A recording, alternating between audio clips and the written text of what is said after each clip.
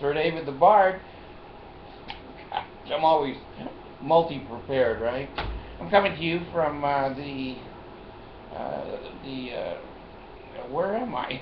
I'm coming to you from Utah, in the state of Utah. I had an interesting experience. I was invited to consult on an individual educational plan hearing, IEP for short, the little bus people. I have a granddaughter. She rides the little bus. I have a son. He rides the little bus. Hey, the little bus can be a good thing. It goes slow. Anyway, parents invited me down and said, you know, this poor little gal, cute as can be, very normal acting child. And she'll look on these videos someday. I don't think I'll use her name because she'll get embarrassed. Anyway, I went down and appeared with the team. And we got everything we wanted. And my daughter said to me, Dad, if you hadn't come down, we would have got shit. I go, I know. The Mormons, they won't give you anything unless you threaten them. So anyway, the story is, when I don't go with Mercy, she is more than a personal aide, nurse, and assistant. This computer is only the beginning. There's 2 or 3 more computers coming to keep me alive. I'm telling you, it's like, I don't know, $20,000, $30,000, $40,000 a year in computers, insulin, supplies, medical this and medical that. Anyway, Mercy couldn't go, so I took Ty. Jesus. We're driving, and it's like a 5-hour trip, 4 or 5 hour trip. And his job is to keep me awake. He's the sweetest human being I have ever met. I just think, I adore this guy. I think he's wonderful. And he said, now, I'm going to keep you awake. And I said, now, Ty, the last time we went to Wyoming together, that was a 9-hour trip. You touched me. What do you mean? He said, well, when my eyes were closed and I was driving, you put your hand on my knee. Well, I had to wake you up. From now on, I'm going to stay awake. Don't touch me. We're driving. He's laughing and I'm laughing. We go down there, and he says, "Are you awake?" And I said, "Enough that you don't have to touch me." Okay. So we drive down there, and I take my riding clothes, which is a thong and no top. St. George, Utah. Anyway, I had to put my suit on the next day. So when I got undressed, I thought, where should I put my wallet? Well, I'm going to hide it in my shoe so that the grandkids won't find it, and so I'll remember where it is. Okay. So I get up the next day, and I forget my wallet, and I go get in my suit, and I go do my thing at the school, and then I get back in the car, and Ty and I drive home. Now, we went over to the gas station to fill up.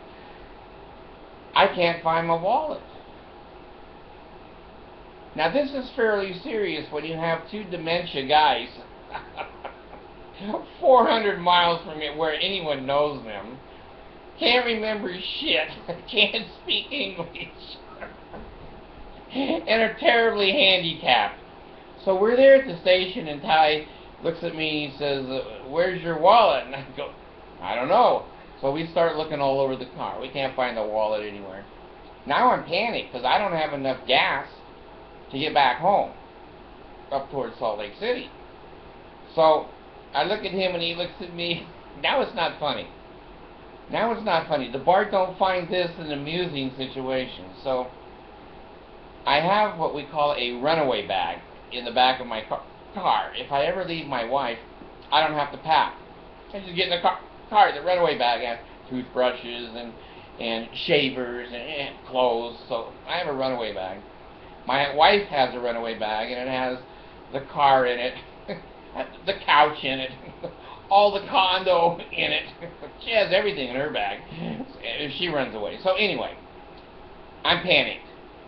And of course, when the Bart panics, he doesn't think. The Bart never thinks whether he's panicked or not. So I'm throwing all these clothes out of the red runaway bag. No wallet. But I had the foresight to think, you know, Bart, you are a fucking idiot. Maybe one of these days you'll lose your wallet and you're going to need a credit card. So in the red bag, by God, I found a credit card. So I wasn't sure it was going to work. So I go over to the pump and it works. Works cool. So now I have a credit card and a gas tank. That's what I had, a gas of tank. Dementia. Don't let this happen. Look what the Mormons have done to me. God damn. I would rather be an alien than an ex-Mormon anyway. We start to drive away.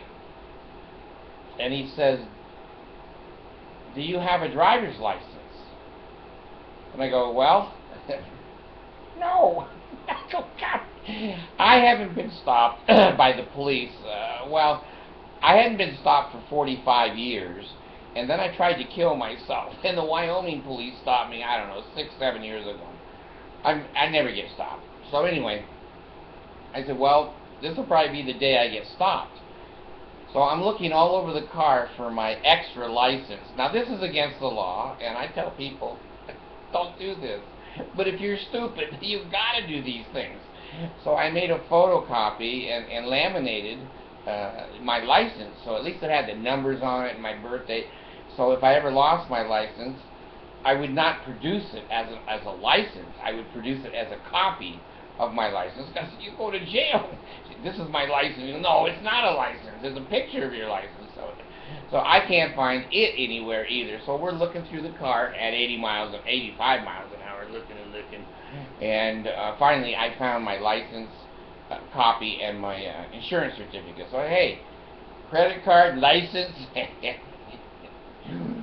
The home will not come and get us now.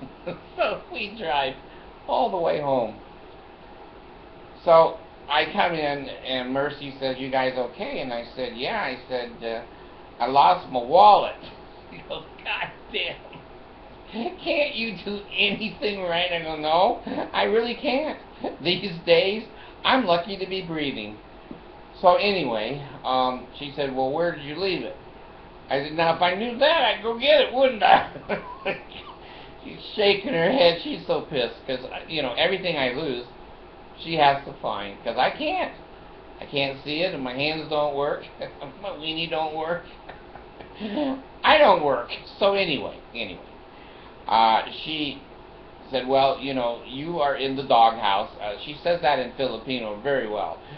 You're in the doghouse, and the door's locked. Okay. So she goes out, and she searches my car all over. I call my daughter, and she searches her house all over for my wallet.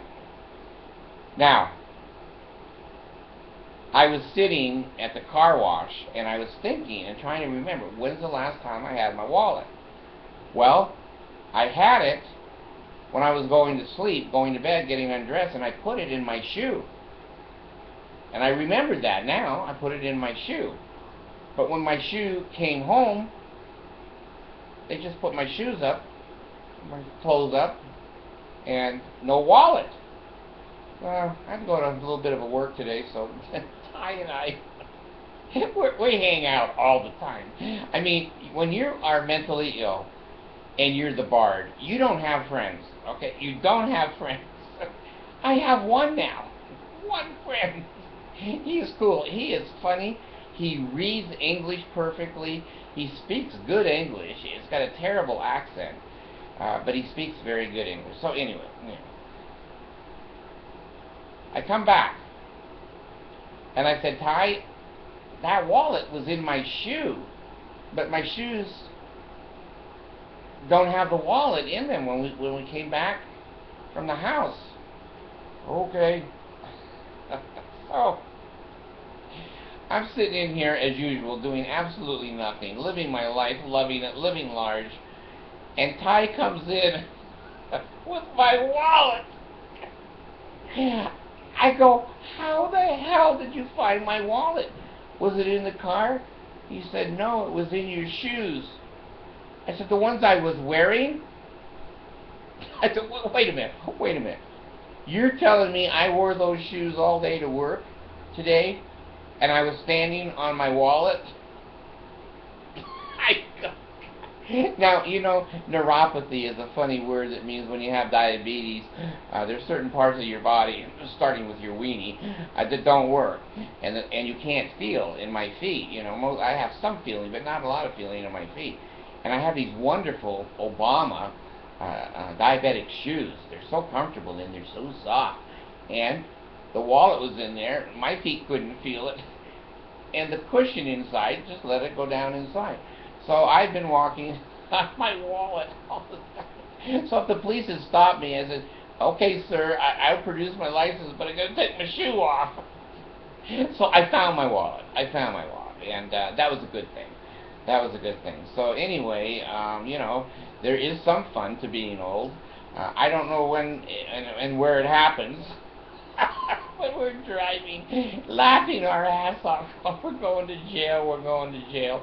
I had my wallet on me all the time. So when they frisked me, put me in jail, they would have found the wallet. He has a driver's license. Let him go. No, he's the bard. So anyway, there's my don't stand on your wallet story. And I just make sure that you do the Pele Ale 3 times. Make sure that you watch out for the penalties, cutting your heart, cutting your throat, cutting your guts out. And make sure the Mormons tell you what the name of the second token of Melchizedek priesthood is, the patriarchal grip, or sure sign of the nail, and that's health in the navel, marrow in the bones, strength in the loins and in the sinews, power in the priesthood be upon me and upon my posterity through all generations of time and throughout all eternity. Keep your eyes on your wallet. Bye.